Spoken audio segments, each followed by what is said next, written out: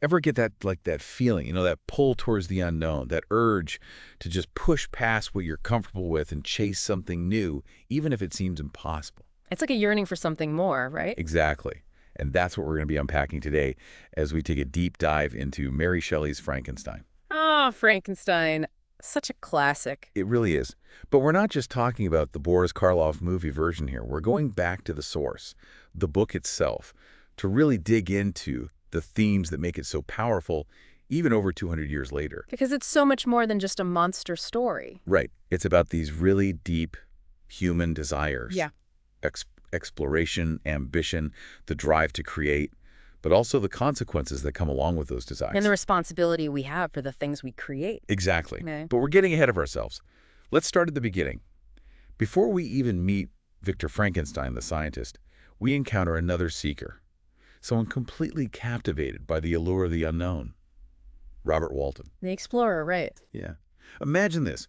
Walton's on a ship, pushing further and further north towards the Arctic. He's writing these letters to his sister back home, describing his journey. And these aren't your average wish you were here postcards? Not at all.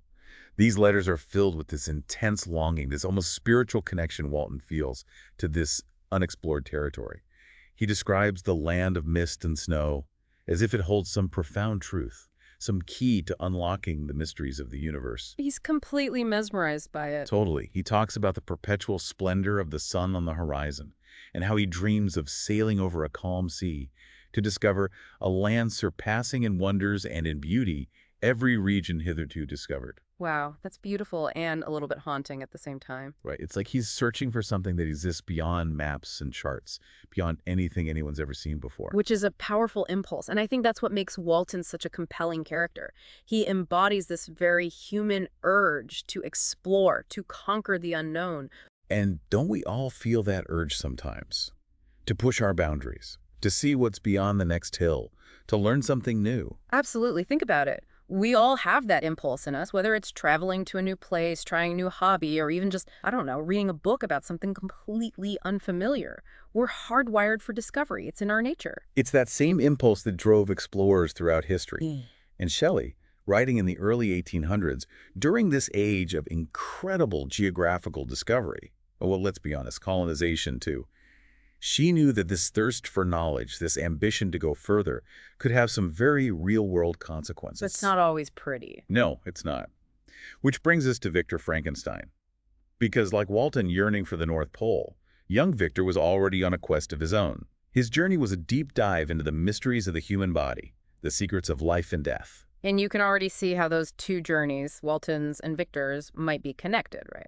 They totally are. Yeah. Both dreamed by this relentless pursuit of something bigger than themselves. Yeah. But yeah, Victor's journey takes us in a very different and much darker direction. Even as a kid, he's obsessed with knowledge, devouring books on natural philosophy. But not just the typical textbooks, right? Not even close. He's drawn to the fringe stuff, the forbidden knowledge, what he calls the dreams of forgotten alchemists. What do you make of that? It's like he's rejecting the conventional, accepted ways of understanding the world. He's looking for something more powerful, more secret.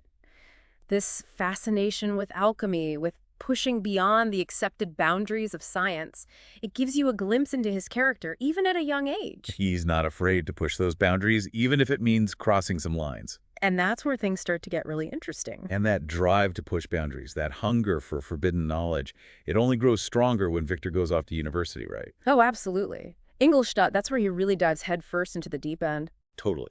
Surrounded by all these brilliant minds, completely immersed in his studies. His desire to understand the secrets of heaven and earth, as he puts it, it consumes him. And that's where we really start to see that fine line between ambition and obsession. Oh, yeah. Because it's definitely ambitious what he's trying to do, but there's a darkness to it, too. Right. Shelley doesn't shy away from showing us how Victor's pursuit of knowledge isolates him.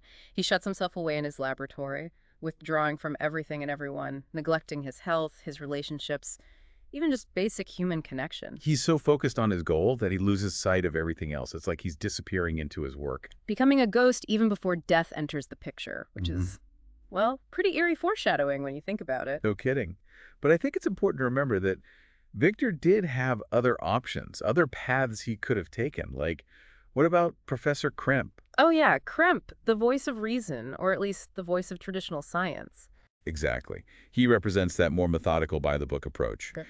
And he's completely dismissive of Victor's fascination with alchemy, thinks it's totally irrelevant. Which, to be fair, it kind of was in the context of 19th century science. True. But then there's Waldman. Ah, Waldman. Now he's a different story. Totally. He's the one who really ignites Victor's imagination. He sees the potential in Victor's unconventional thinking. He gets it. He understands that passion, even if it means pushing the boundaries of what's considered acceptable. Yeah, he's like, go for it, Victor, but maybe be careful. Exactly. He encourages Victor's curiosity, but he also warns him about the ethical implications of his work. It's a really crucial moment because Victor has to choose the cautious path, or the path less traveled. exactly. And we all know which path Victor chooses. He throws himself headfirst into his research, driven by this belief that he can conquer death itself. And then the inevitable happens. He succeeds. He creates life. And in that moment of triumph, he's completely repulsed. It's like he never actually believed it would work. It's like the reality of what he's done, the sheer magnitude of it, just hits him like a ton of bricks. Yeah, and Shelley's description of the creature doesn't exactly make it easy for him. Oh, God, no. The yellow skin, the lustrous black hair, the pearly whiteness of the teeth against the... Well, you get the picture. It's vivid and super unsettling. It's supposed to be. She's creating a sense of otherness, of something not quite human. And Victor's immediate reaction, run! He's out of there, abandons the creature and his apartment like it's a crime scene. Which, in a way, it is. And I think that's where the whole question of responsibility really comes into play. Victor has brought this creature into being, but he is totally unprepared for the emotional and moral weight of his actions. He wants the glory of being a creator without any of the responsibility that comes with it. It's like, hello, this isn't some science fair project you can just stuff in a closet and forget about. Right, you've got to own up to the things you bring into the world. And boy, does Victor's creation have consequences. The tragic ones. We're talking loss of innocent life. William, his younger brother. Justine, the poor girl wrongly accused of the murder.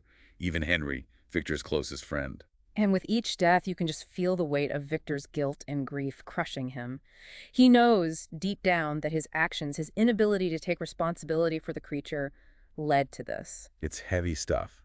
But here's where Shelley takes another turn. And this is what makes the story so interesting, I think. Because we finally start to get the creature's perspective. We get to hear his side of the story. And it's heartbreaking. Up until this point, we've only seen him through Victor's eyes. You know, as a monster, a terrifying creature. But when we finally hear the creature's voice, a whole new layer of the story unfolds. He's not just a mindless beast, is he? Not at all. He's articulate, even poetic at times, the way he describes his experiences, his feelings.